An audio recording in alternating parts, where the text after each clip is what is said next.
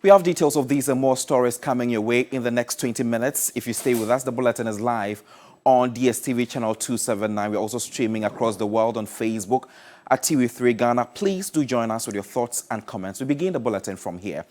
The President's penultimate State of the Nation is one of the opportunities to communicate directly with the public before his tenure ends in January 6, 2025. In this report, Judith Brown examines some key promises made in previous addresses to determine if they have fulfilled. In February 2017, when President Akufo-Addo delivered his very first address, he committed to ensuring that some key legislations are laid in Parliament. 7 years on, the Affirmative Action Bill is yet to be passed by Parliament. The Office of the Special Prosecutor has been established, but there are still concerns of rife corruption amid stagnated performance on global corruption perception rankings. His pledge of getting the Asset Declaration Law amended is yet to be achieved. On the economy, despite assuring of rescuing it and restoring fiscal discipline, Ghana's economy nearly crashed, forcing government to seek a $3 billion support from the IMF, contrary to government's own pledge of not returning to the IMF. The IMF described Ghana's debt levels as reaching unsustainable levels, with a call for fiscal discipline. In 2018, the President was back in Parliament. He told the House he would make the position of MMDCs an elective one. Another ambitious decentralization exercise is the expansion of full democracy to local government. A critical step to this end is the direct election of metropolitan, municipal, and district chief executives on a partisan basis. I'm also pleased to report that the 3-year IMF-supported extended credit facility program began in 2015, comes to an end this year. MMDCs are still not elected. Initial attempts were made, but government abandoned the push following a lack of consensus on whether such polls should be on partisan basis. The 2019 address looked at the transport sector, key projects, and transforming Nima into a well-laid-out residential area. Government recognizes the significance of aviation to our country's economic and social development. Operations at the Kumasi, Tamale, Takoradi airports have been revamped with a resurgence in domestic airline operations. The flag of Ghana will be flown again as we have identified strategic investors to launch a home-based carrier. The then Finance Minister Ken Ofori-Atta told Parliament a shareholder and partnership agreement had been signed with operationalization of a national airline expected to begin in 2023. This has still not happened. The Saglemi Housing Project is still yet to be completed, with the new Works and Housing Minister indicating he has been tasked to complete it. Nima, the President's own neighborhood, has not been transformed into a well-laid-out residential area. Other addresses came with more promises. We've made significant strides over the last 3 years in our fight against corruption, despite of the skepticism of people with questionable records. We've strengthened the legal framework to fight corruption with the help of this House. 12,000 Shangfan machines that go on the river and scoop up the riverbed were seized and destroyed on site. Some excavators were also seized. A number of them have gone missing. The police have arrested and charged some of the alleged culprits, and investigations are ongoing. Illegal mining persists in Ghana, with many forest reserves invaded and destroyed since the President's address. No one has been prosecuted for the theft of the seized excavators. On dealing with corruption, despite increased budgetary allocation and passage of new laws, perception of corruption is still high. Ghana's score on the Corruption Perception Index has remained at 43 since 2020. Judith Brown, TV.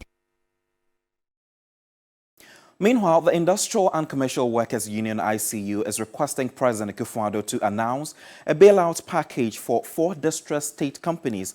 They comprise of Voltastar Textiles, Neoplan Ghana, Aluwex Ghana and Produce Buying Company. Well, more than 4,000 workers of these companies have lost their jobs. There's more. The distressed companies that we have in the country, and many of them, I just want to mention a few. Voltastar Textiles Company Limited, currently shut down, and workforce of about 1,100 home without salaries, no production. Neoplan Ghana Limited have also been shut down, and they have a numerical strength of 50 staff, also home without payment of salaries. Aluwex Ghana Limited, same. 270 staff, PBC Limited, 720 staff, all pretending to work, but meanwhile the company is not in competition since 2023 September. So these are state-owned enterprises under government.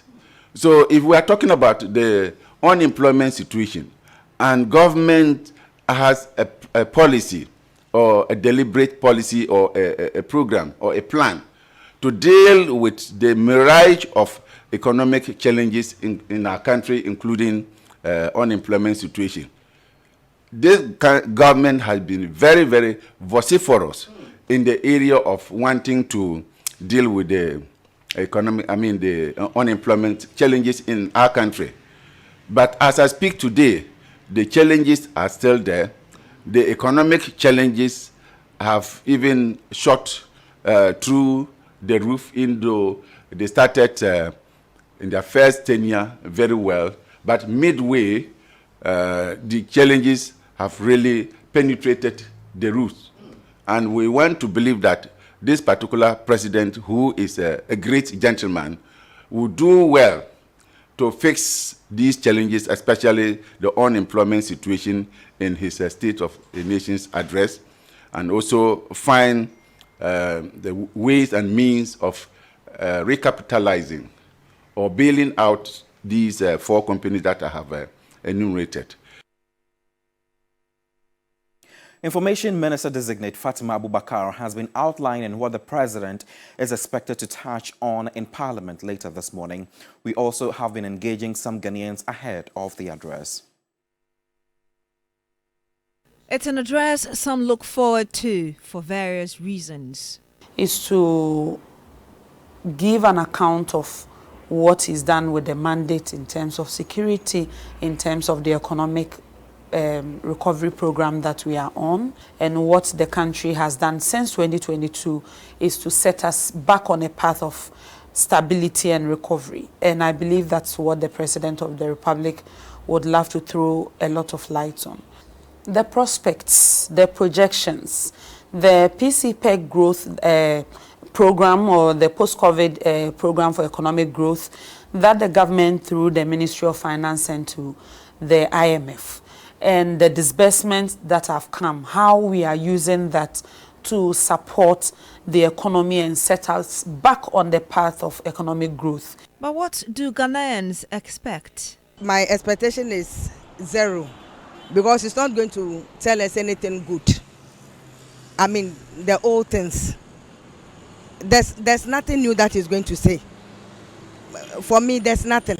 There's nothing. The thing is that he will solve the emerging problem that is facing Ghanaians now, the economic problem of the country, and then job employment, and that is my expectation. More, I want him to say, like, something about jobs. There is no much job in Ghana. Since we are in the election year, we are expecting that we will get a booming of the economy when it comes to jobs.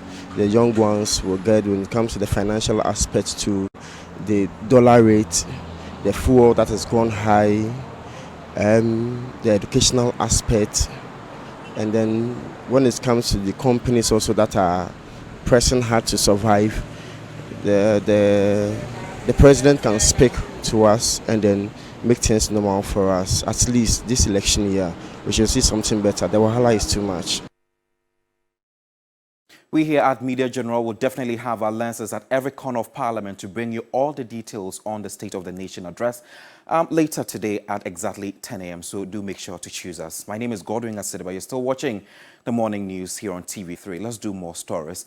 If there's ever been a time for urgent government attention to the country's cocoa sector, now perhaps is that time following reports. Cocoa yields are expected to suffer as climate change and other challenges affect farms across the country. Enyonam Haliga and Mawena Egbeta have been evaluating the latest issues and exploring potential solutions. That's more.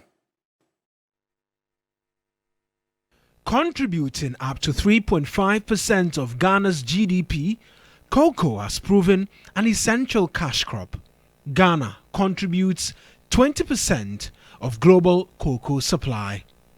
All that, however, stands challenged as the effects of climate change are already threatening to erode contribution to the economy and livelihoods.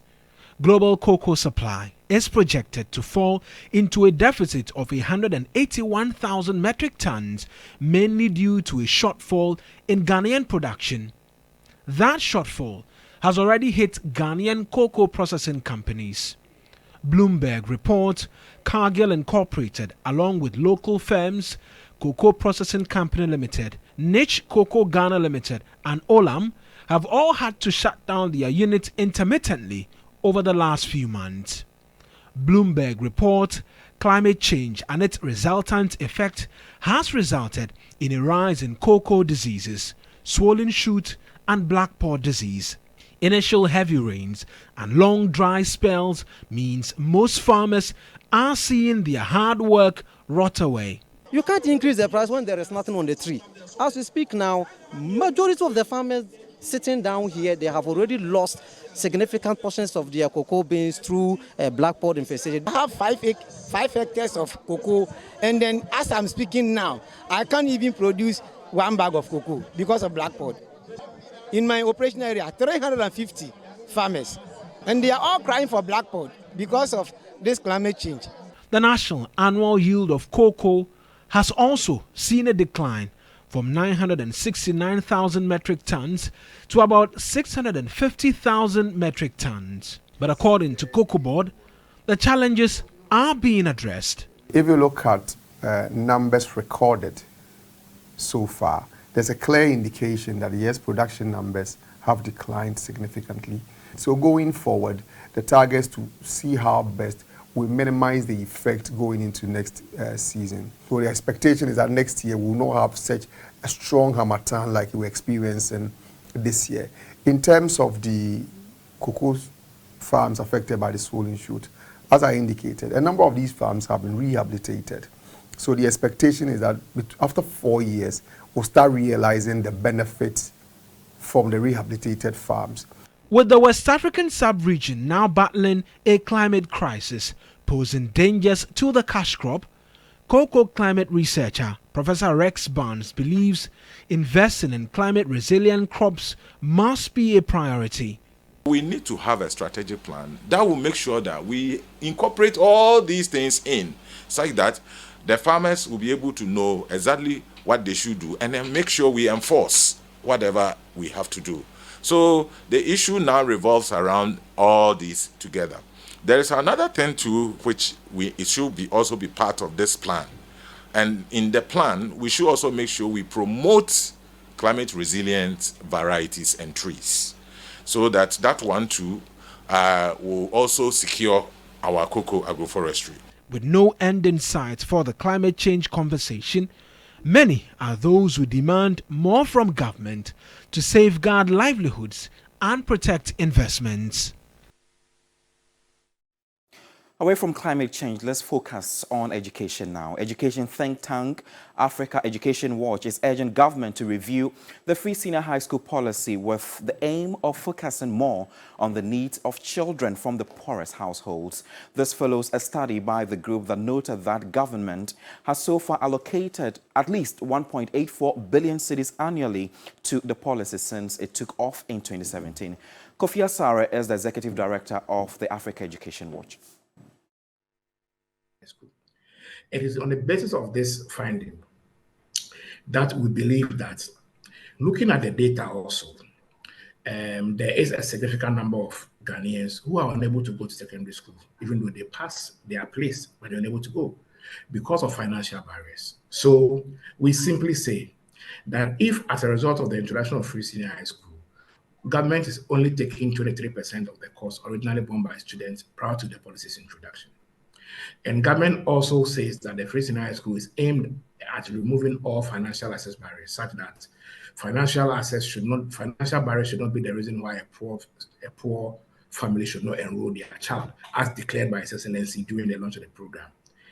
Then it is very, very important to note that once we are having significant numbers not being able to enroll, even though they are placed, and I'm talking about between 2019 and 2022, about 194,000 candidates who were placed were not able to go to school at first instance. In the year that they were placed, they were unable to honor their admission. We admit that in 2023, the number declined significantly to about, I think, 7,000 or so.